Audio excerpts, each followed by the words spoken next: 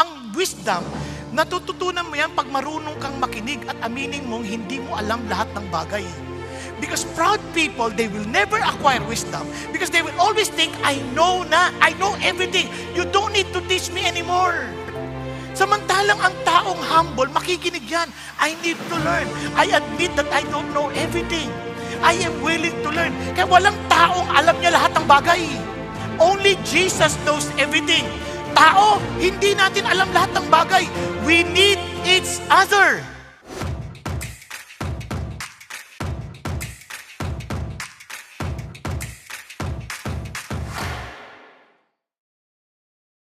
Alam niyo po, nakaka-bless po pag makita kayo linggo-linggo na tuwing nagtitipon tayo dahil it shows na talagang you're hungry to know and to learn and to grow in the Lord. Lalo na, we're doing a series on real faith. No, dahil sa dami po ngayon na nagtuturo tungkol sa Kristyanismo, minsan di mo na alam sino ba talaga ang totoo. But we need to understand this because He gives us the wisdom on how to live, no, according to the book of James. Anybody can claim to be a Christian. But the question is, tama ba yung faith na yon? Tama ba yung faith na taglay-taglay nila? Kaya nga, nakita natin, yung real faith ay matibay. They are strong under trial. They persevere. Because the power is not from their own strength, but from the Lord.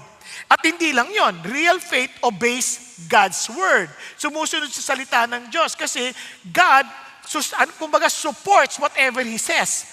No? And real faith, nagmamahal na walang favoritism. At yung real faith, nagpo-prove ito na talagang buhay kasi ito gagawa at gagawa ito. Di ba? Kumbaga, yung patay, kahit anong gawin mo, wala yung magagawa. But once it's alive, may gagawa at gagawa yan.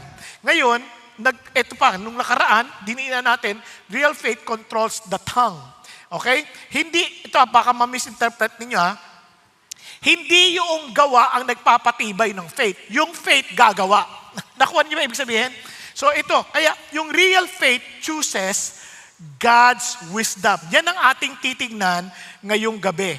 Real faith walks, ibig sabihin we live in God's wisdom. Hindi naman kaila sa inyo na sa panahon natin, ang tawag sa atin, the age of information. Kaya grabe yung mga AI natin, no? Tanungin mo lang sila. Alam na alam nila. Dami lang alam na sagot, no? But yung information na yon does not mean that we are also in the age of wisdom. Kasi marahi, yung information, iba sa wisdom. Tandaan nyo, wisdom we live by shapes how we live, how we speak, and how we relate to others. Ang kaalaman, maganda yan. Pero yung katalinuhan, iba yan.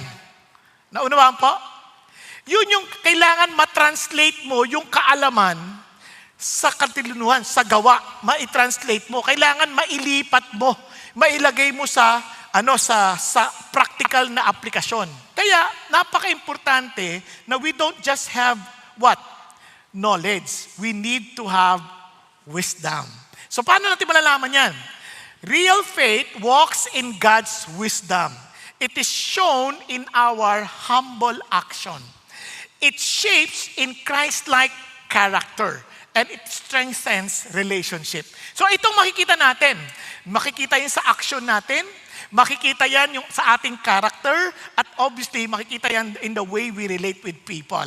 Okay? Kaya, sino matalino sa atin? Yun ang tanong exactly. Kaya ganda na sabi ni Peter Jr. kanina umaga, sabi niya, biblical wisdom is the God-given. Bigay ito ng Diyos. It is not something that we just get. Well, ito ay binigay ng Diyos, Spirit-enabled capacity. Pati yung kakayanan, no? Para matakot sa Diyos, talagang binigay din through His Spirit. See life from God's perspective. Yung makita natin yung pananaw mula sa pananaw ng Diyos and live in humble obedience, fruit-bearing alignment with His will. Ayon sa kanyang kalooban. Bakit? Isa-isahin natin. Let's start with shows in humble action. Una, tingnan nyo. Verse 13. Basahin natin. Who among you is wise and understanding? Napansin nyo ba yun? Ang tanong niya, sino sa inyo ang matalino at may kaunawaan? Hindi yan tinatanong, sino sa inyo malakas ang boses? Sino sa inyo ang madaldal? Sino sa inyo ang pinakamaraming sinasabi? Walang ganon. Sino sa inyo maraming alam na verses?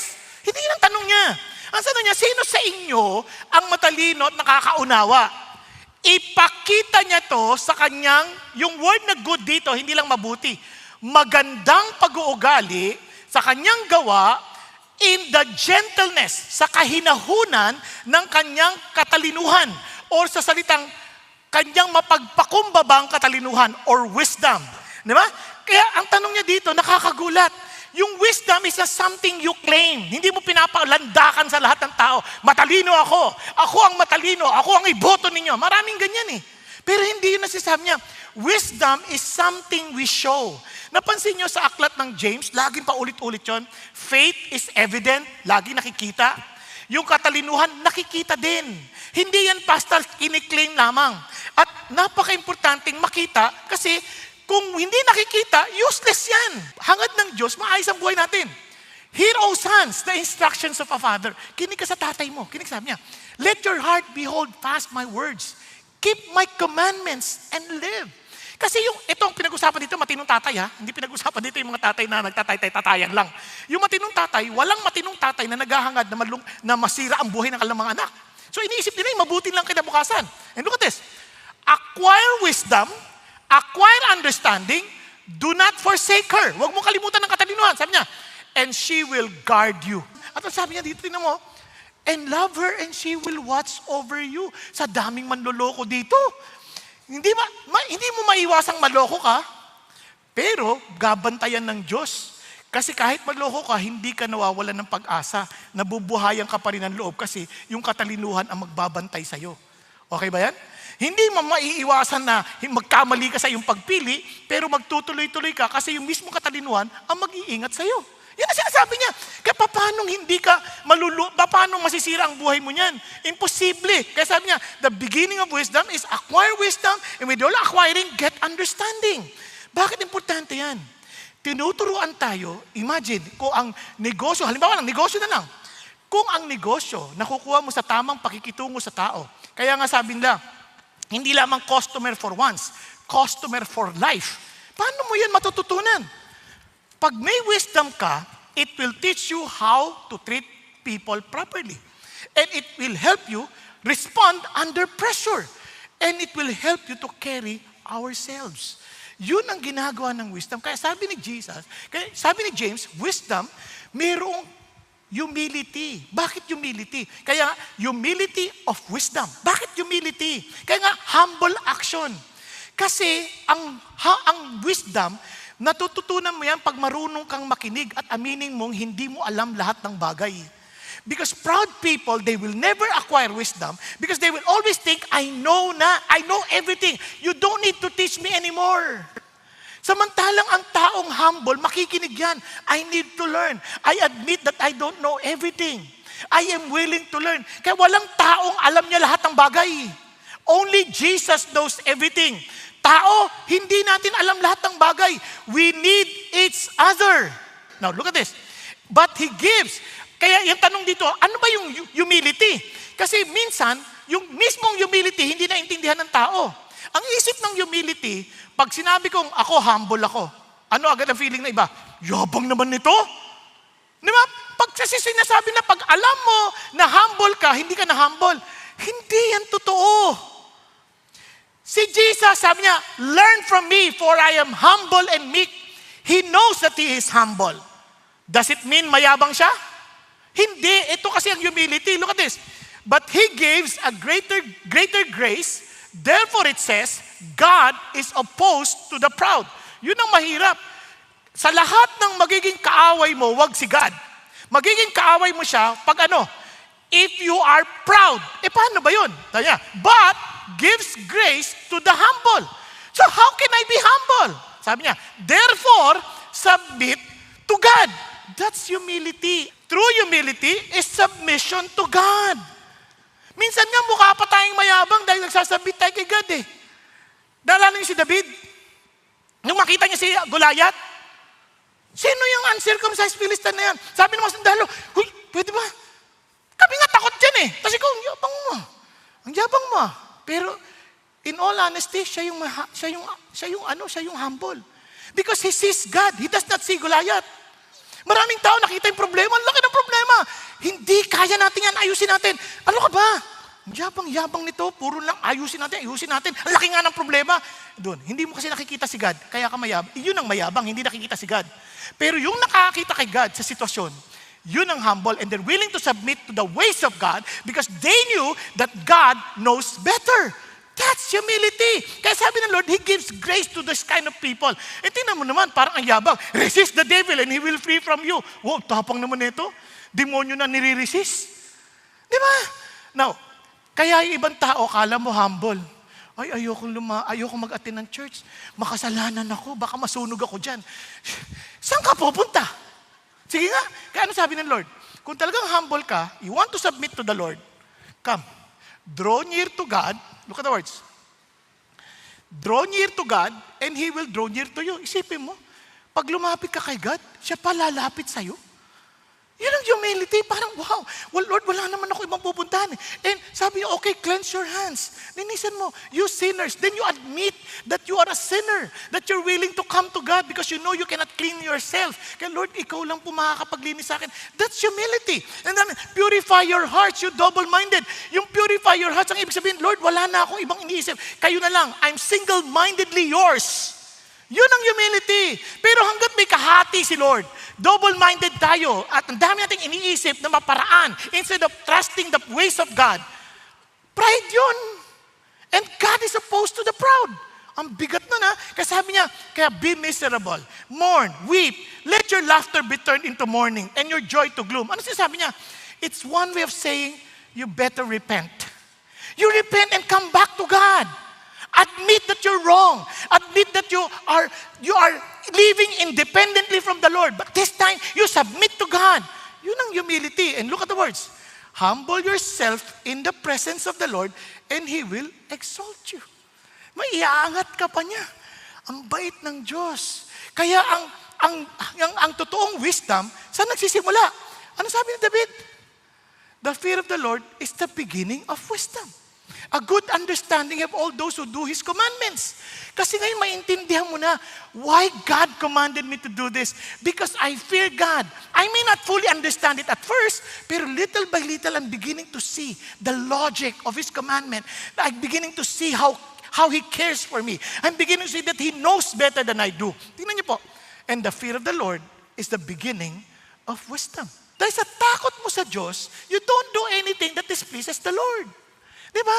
Kaya yun ang challenge sa atin. Kaya tingnan ninyo, tayong mga Christians, since we have surrendered our lives to Him, anong tawag sa atin? Mga wise people. So He expects us to walk as wise people. Kaya sabi niya, therefore, be careful how you walk. Ingat kayo. Not as unwise. Ba't yung sinasabing not as unwise? Kasi you're not supposed to be walking that way anymore. Dahil hindi na kayo unwise. You are wise people. But you have to be very careful. But as wise, makimain ka. Paano? Making the most of your time. Gamitin yung bawat sandali. Because the days are evil. Hindi naman yan kaila sa inyo. Nasabing gano'n. So don't be foolish. Sabi niyo, huwag kang mangmang. Paano? Understand what the will of the Lord is. Ano ba yung will ng Diyos? Look at the will of God. Tuloy lang natin. Verse 18. Be filled with the Spirit. Yun ang will ng Diyos. For us to be filled with the Spirit. Not with anything else. Not with wine. Not with anything else. Sabi niya, paano ko malalaman? Tingnan nyo. Matetest nyo agad. Your heart will be filled with what? With songs for the Lord. Di ba? Speaking to one another in psalms, in hymns, punong-puno ka ng sayang hindi mo maintindihan. Because you know that your time is not being wasted. You're spending time with the Lord kasi yung wisdom comes to that. Yung isipin niyo mga kanta natin, ang sarap sa lead me to the cross. Diba? Ang sarap na Lord, every time, mayroon kong gagawin, lead me to the cross.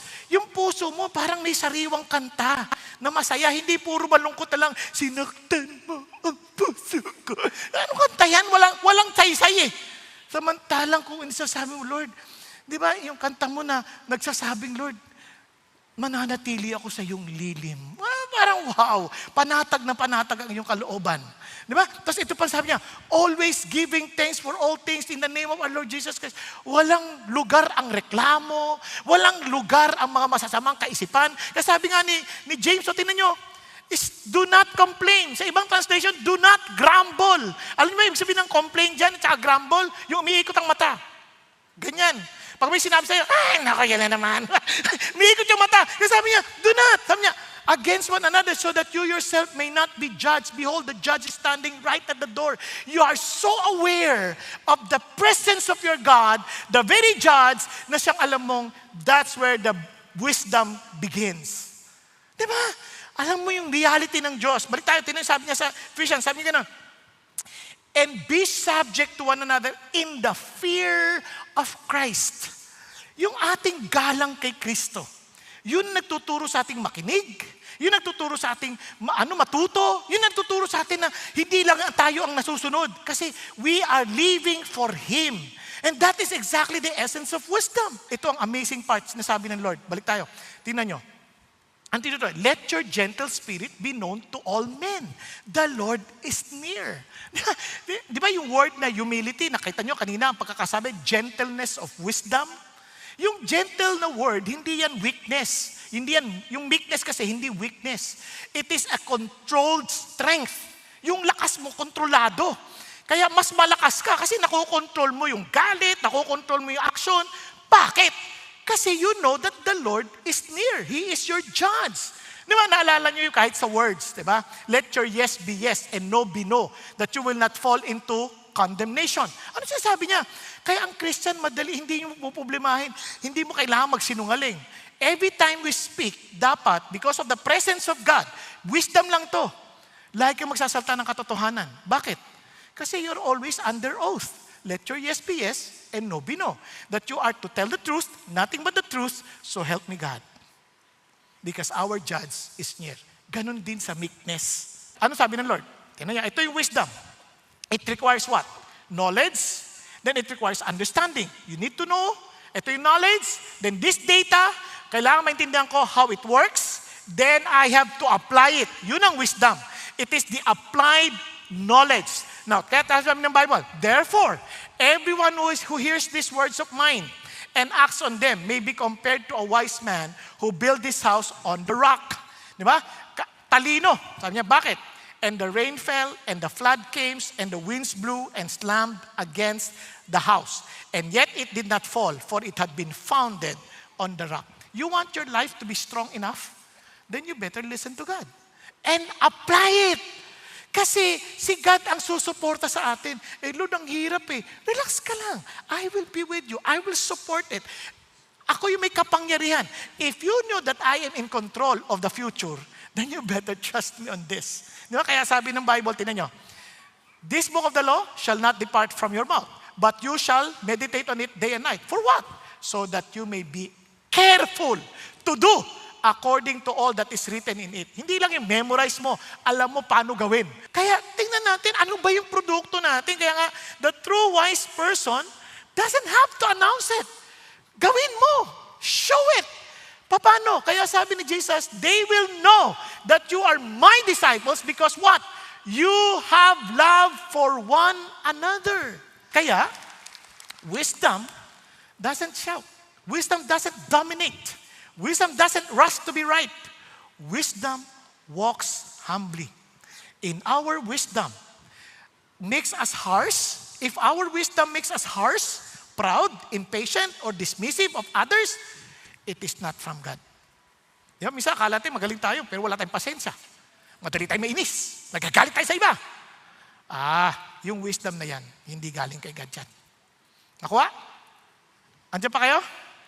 Kaya at least madali natin makikita kayo, with humility comes wisdom. Dahil, yung wisdom shapes Christ-like character. That makita si Jesus sa atin. Kaya tingnan nyo, sabi niya, but if you have bitter jealousy, alam niyo yung jealousy, no? Yung pagka mainit, binubuksan ng ganyan. Jealousy yun. Dinding-dingnan ko lang, gising ka pa. Anyway, hindi yun. Jealousy, iba yan. No? And selfish ambition in your heart. Do not be arrogant, so lie against the truth. Sabi niya, this wisdom is not that which comes down from above, but it is earthly, natural, and demonic. Lupit, no? No, tuloy pa tayo. For where jealousy and selfish ambition exist, there is disorder and every evil thing. Now, but the wisdom from above, so nakita nyo na, is first pure, then peaceable, gentle, reasonable, full of mercy and good fruits, unwavering, without hypocrisy. And look at those. And the seed whose fruit is righteousness is sown in peace by those who make peace. So ano napansin niyo? May dalawang klaseng wisdom. Merong counterfeit wisdom or false wisdom. Merong tinatawag na godly wisdom. Yung wisdom na natural, earthly, natural, that's demonic. Meron din yung wisdom that comes from above. Yun ang sinasabi niya. So how would I know anong wisdom ang ginagamit ko? Sabi niya, if there is bitter jealousy or envy, ito yung naiinis ka sa tagumpay ng ibang tao. Minsan, naiinis tayo sa promotion ng ibang tao. Sip-sip kasi yan eh. Kasi yan eh. Arte-arte kasi yan. Wala nang ganon. Kahit ano pa sila, minsan ganun tayo, pinakakita, uy, may bago naman sa kotse. Siguro kurakot yan. Wala nang ganon. Huwag naman sabihin, taga-flood control siguro yan. Hindi. Matawa na tayo kung ano man yung kanyang tagumpay sa buhay. Huwag natin pag-isipan ng kung ano-ano. Di ba? Kasi kaya tuloy, hindi tayo makapag-isip ng matino. Alam nyo, yung bitterness na yan, pag yan ay nandiyan sa puso, maniwala ka sa akin, kahit yung mahal mo, masasaktan mo. Na hindi mo napapansin. Bakit? Kasi nakakabulag yan. Kaya sabi niya, yung selfish ambition naman, parang I need to advance myself at all costs, kahit ano mangyari. Kaya nga, tingnan nyo ha, if you have bitter jealousy and selfish ambition in your heart, look at the words, do not be arrogant, so lie against the truth. Kasi alam nyo, itong problema, ang Christian, minsan nililin lang natin sarili natin. Dahil ayaw nating makitang meron tayong inggit. Ayaw nating makita meron tayong ambisyon, ini-spiritualize natin. Pinapaltan natin ng ibang pangalan. Kunwari, naiinis tayo, naiinggit tayo. Sabi natin, passionate lang ako sa katotohanan. Ang tawag dyan, discernment. Ang totoo naiinggit ka. Kasi dumadami yung kanyang kongregasyon. Kaya sasabihin mo, mali-mali tinuturo niya. Mas magaling ako dyan. Di na mo sinasabi. Ang sinasabi lang, kailangan tayong maging discerning. Baka malin lang sila. Alam nyo, ang tao malilin lang kung sila'y hindi tumitingin sa Diyos. Kasi ang katotohanan si God lang. Kung may bitter envy or jealousy, pagtakpan mo man yan ng discernment or passion, bitter envy at jealousy pa rin yan. Kapag may selfish ambition, takpan mo man yan ng salita ng calling or burden, selfish ambition pa rin yan. And that's something we cannot hide from God. Kaya don't be arrogant, so lie against the truth. At makikita mo, na sabi ng Panginoon, ito malungkot. Yan ay what? Galing saan? Earthly, natural, and demonic. Such wisdom is earthly. Panlupa lang. Parang we base the success on our earthly measure. Wala yan. Hindi tatagal yan. Hindi lang yun. Hindi pa yan spiritual. Nothing to do with God. At ang pinakamabigat, demonic. Tingnan yung effect. Where jealousy and selfish ambition exist, just look at the result. There will always be disorder and every evil thing. Nakita nyo sa traffic. Nakita nyo yan sa opisina. Pagka may sariling agenda, ang gulo. Nakita nyo ba? Sa bahay, ang gulo. Wala nang willing i-expose ang katotohanan. Ang Pilipinas, sa talino natin, sa dami nating alam, kita nyo ang gulo natin? Nakakalungkot. Sabi nga ng isang pinuno madali lang yung problema. Kaya lang hindi ko bibigyan ng solusyon. Alang walang bayad. Isang bayan lang tayo, magtulungan na tayo. Hindi ba natin kailangan magtulungan? Hintay niyo pa bang magpasira ang pamahalaan bago tayo lalabas at sabi maglilingkod tayo habang buhay? Please, let's help one another. Are you following? Lahat tayo may pananagutan dito. Lahat tayo dapat nagtutulungan. And dahil sa ating selfish ambition, gusto natin nauuna tayo lagi. Gusto natin lagi tayo na ang sentro ng lahat ng bagay. We want our comfort at the expense of another. Listen, mayroong disorder, mayroong division, mayroong broken communities, and every evil practice. At ang tanong, kung talagang tatanong sa sarili mo, what kind of environment does your wisdom create? Yung talinong sinasabi mo, anong klaseng environment ang kinikreate niyan? Now listen, hindi ko sinasabing magko-compromise tayo na para tayong politika na dapat wala masasaktan. Hindi. When we speak the truth, minsan may masasaktan, pero hindi natin pagduduldulan. Magkaiba yon. At may tamang venue, may tamang timing. Di ba? Ngayon, saan natin nilalagay? Pati pamilya, problema ng pamilya, nilalabas pa ba natin yan sa social media? Ayusin na natin yan sa loob ng bahay. Huwag na nating idamay yung mga walang kinalaman. At may mga magbubuyo pa, yes! Nag-aaway sila, sinasamahan pa. Demonic yan. Ayusin na natin, tayo. Kaya sa atin, napaka-importante, as we practice that, ano sabi ng Lord? Asipin ninyo ang wisdom from above. Ano yung wisdom from above? Pure, peaceable, gentle, reasonable, full of mercy, good fruits, unwavering, without hypocrisy. Sino nakikita natin? Si Jesus, whose fruits, sabi niya, and the seed whose fruits is righteousness is sown in peace by those who make peace. Now, para makita natin, anong ibig sabihin yan? Para mabilis na lang kasi wala tayong enough time. Pure. From James, single-hearted devotion. Clean ang motives before God. Wala akong ibang hangad. I just want to honor God. Are my motives mixed or am I seeking God with an undivided heart?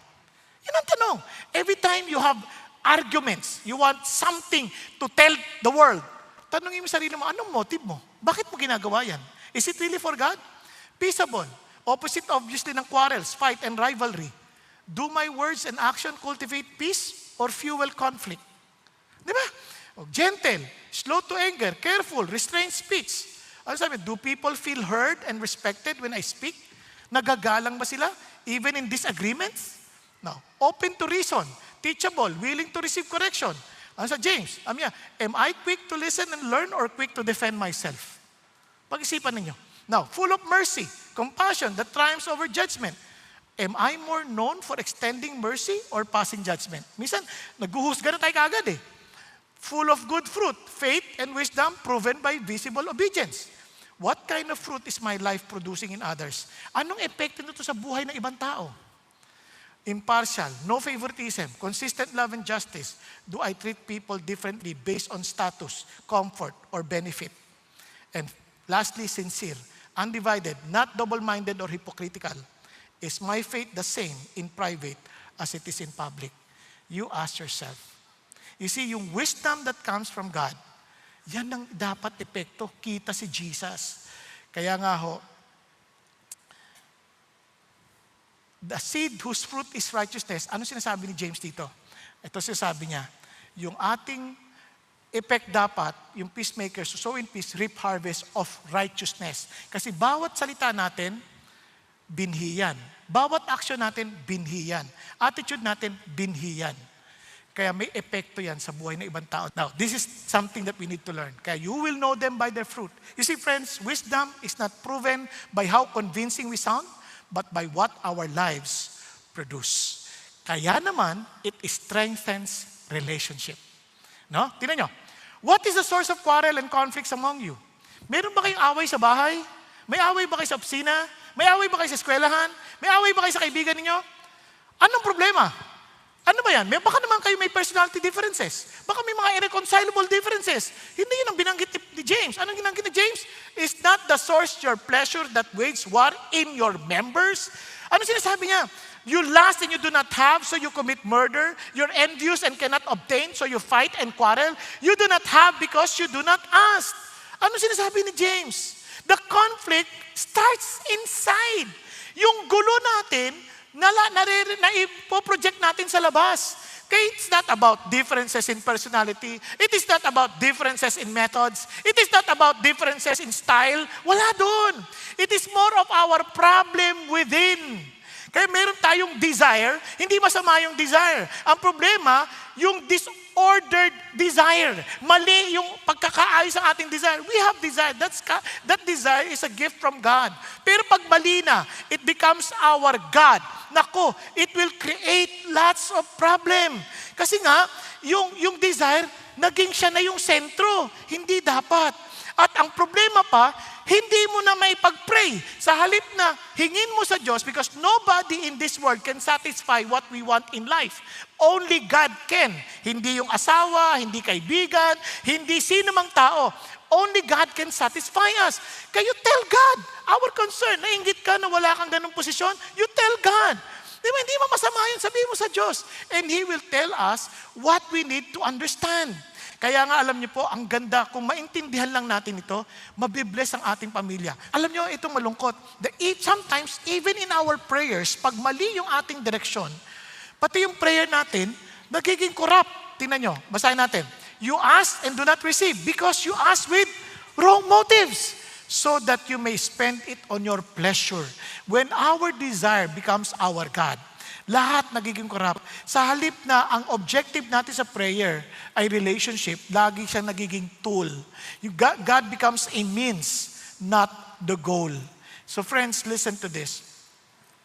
Ang ating relationship sa Diyos ay talagang siya yung mag-aayos kapag lumakad tayo sa kanyang katalinuhan. Ngayon tanong, tayo po, mapapansin nyo, ang hirap napaka-selfish talaga natin Ang hirap mabuhay sa ganoong katalinuhan. So anong ating pag-asa? Ito ang ating pag-asa. Praise God, hindi tayo iniwan ng Diyos in a limbo.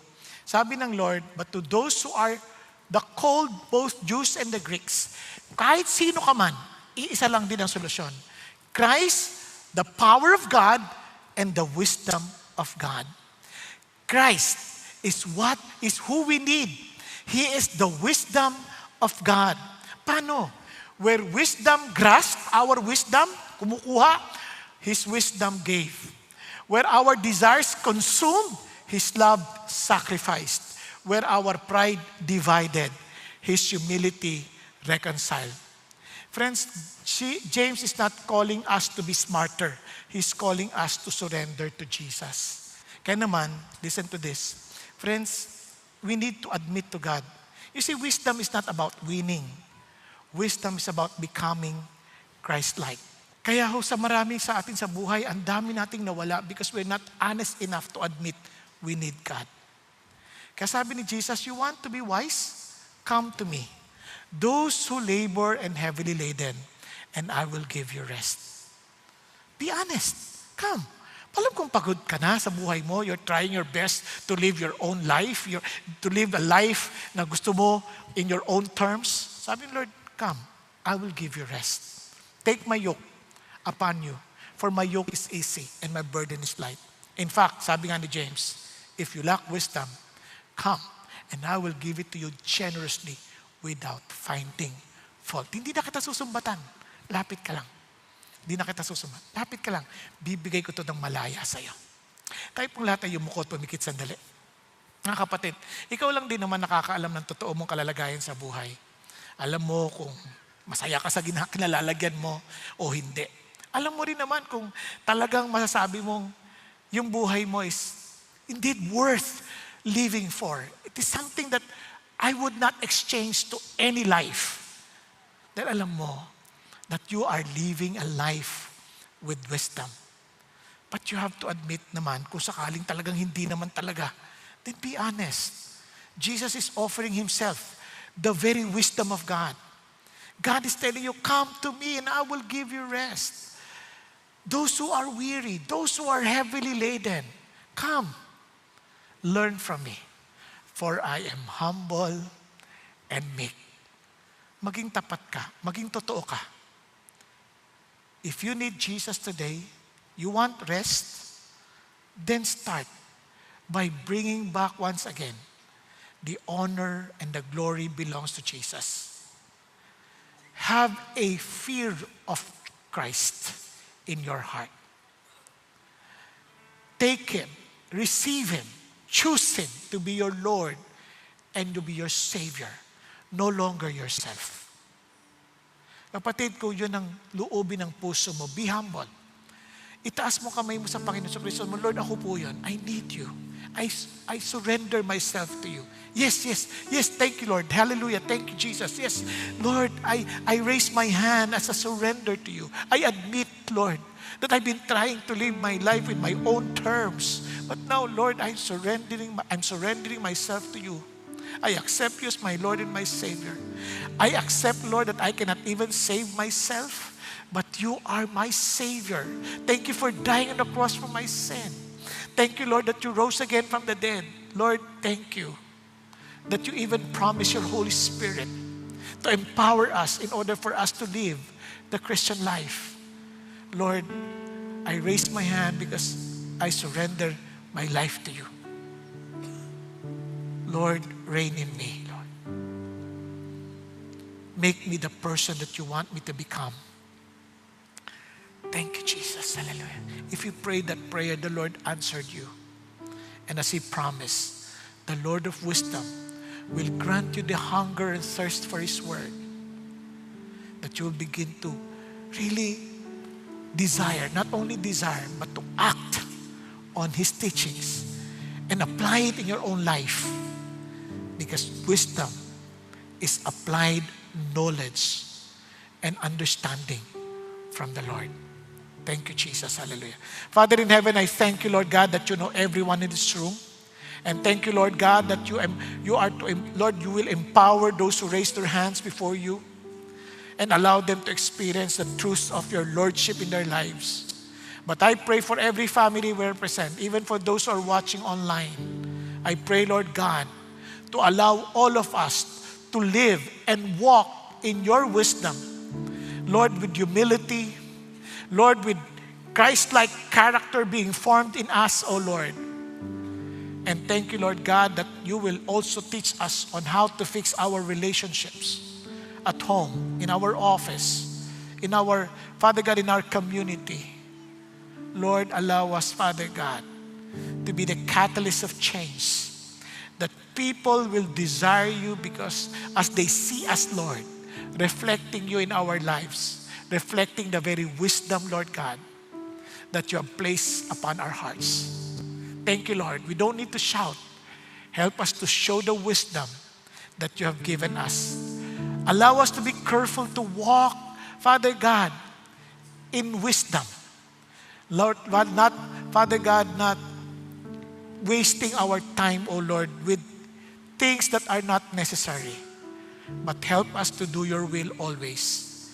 Being filled with the Holy Spirit every time and every moment. Always rejoicing before you. Thanking you for all the things that you allow to happen in our lives, Lord. And teaching us to be submissive to one another because we revere you. Thank you, Lord. We love you, Jesus. Thank you, Father God, that we will never regret submitting ourselves to you because we know you are in control. You hold the future. You know what's best for us. And in you, we rely. In you, we trust. We love you, Lord, because you first loved us. In Jesus' name we pray. Amen. Amen and amen.